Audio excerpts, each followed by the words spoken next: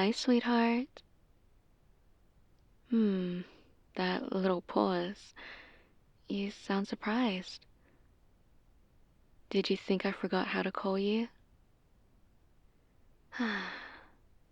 Tell me you're not still in the exact same spot on the couch you were in since I left. I bet you are. I can hear the lazy husband energy through the phone.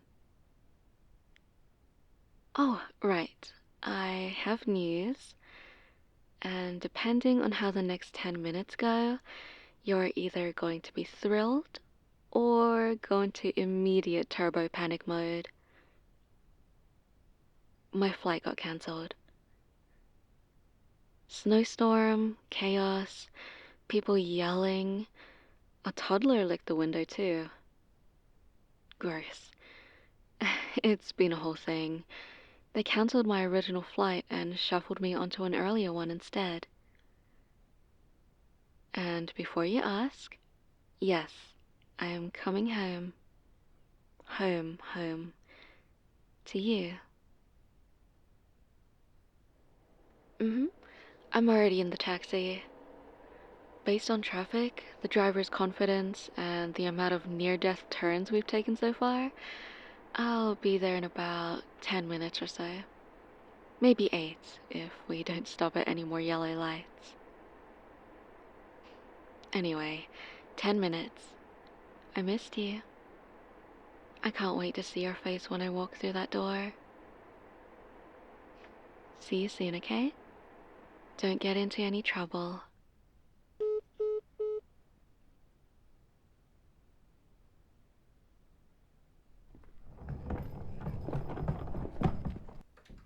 Sweetie. Okay.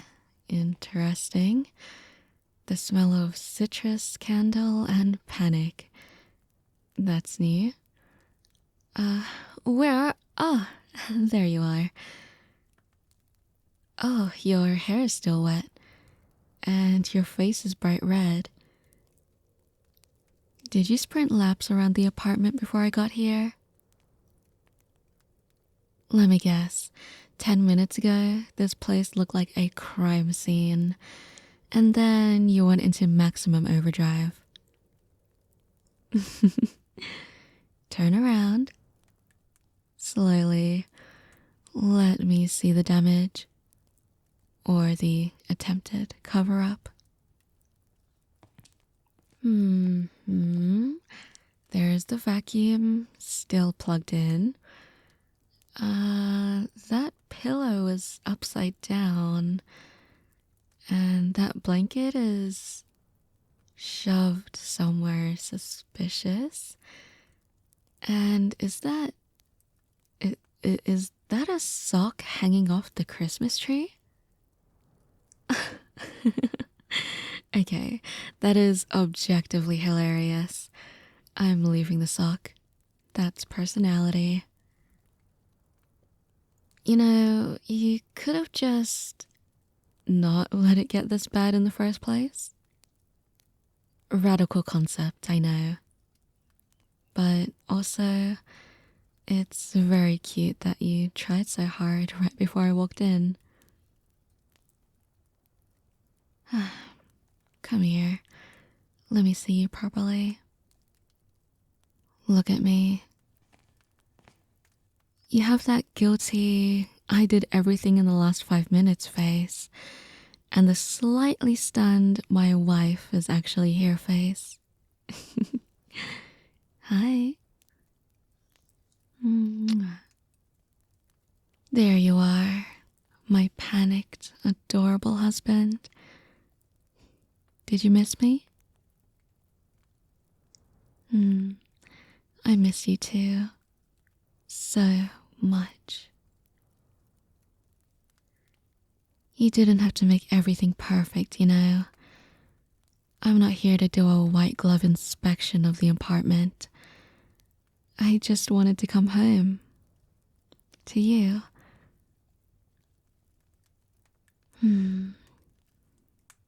You've been having a hard time, haven't you? Yeah, I can tell. You didn't hide it as well as you think. I'm sorry I was gone for so long.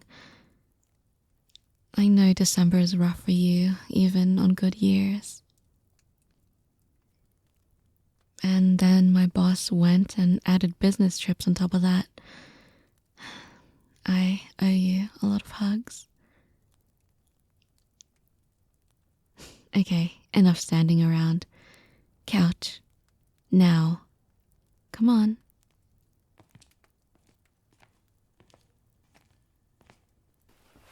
Here. Sit closer. I want to feel you properly. Don't hover in the corner like I'm strict and scary. Lean into me. There we go. This is how it's supposed to be. I've been sleeping in strange beds, eating sad room service food, dealing with grumpy adults who act like toddlers. I deserve this. You, warm, right here. And you, my poor baby, have been stuck here missing me. Building a snack fortress and losing track of the floor. Wait, hold on. The Christmas lights aren't on. No, we can't have that. Stay here, don't move.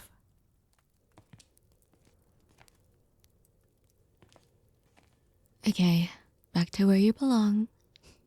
Come here. You know, even when I was gone, I kept thinking about this. Coming home, turning the lights on, cuddling you on this couch. I kept imagining you here, and I worried you were sad.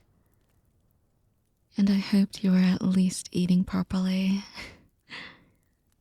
Were you?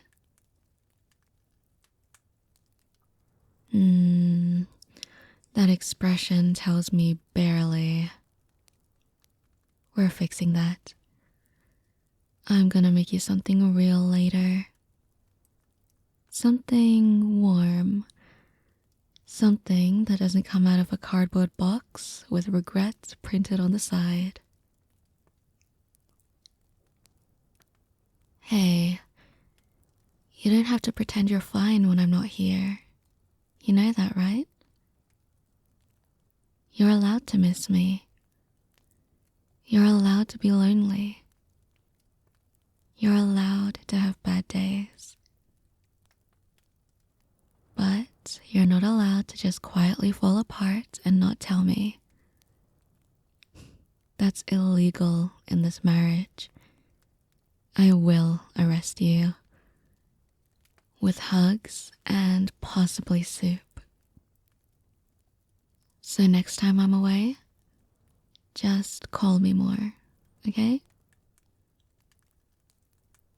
If you're having a hard day, tell me. If you're sitting here staring at the tree and overthinking, tell me that too. I don't want you suffering quietly while trying to be strong. I married you to share the weight, remember? And then, when I say I'm coming home early, you can tidy up if you want to, but maybe without giving yourself a heart attack. Although, I'll admit, the frantic, my wife is coming home energy is quite flattering. So, here's what we're going to do. First, we're going to sit here a little longer, just like this. With you leaning on me and me pretending I'm a weighted blanket. Then I'm going to go make us a real hot chocolate. with the good stuff, not the sad, powdery one you used. Yes, I can tell from here. It smells like childhood disappointment with a mix of nostalgia. After that, we're going to put on an actually good Christmas movie. You know, the one we always rewatch. Or those really, really bad Hallmark ones. Then, if you're still awake, we break out the matching pajamas I bought before I left. Yes, matching. You heard me.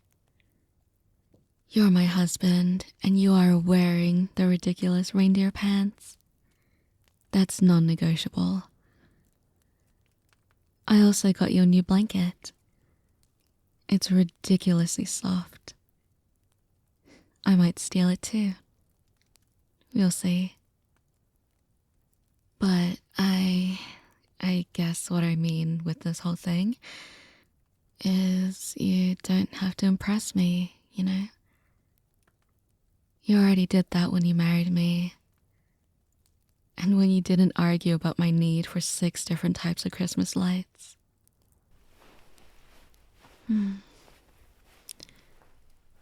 You're getting a bit heavy. That means you're relaxing. Good. Close your eyes for a little bit if you want. I'm not going anywhere. I'm here.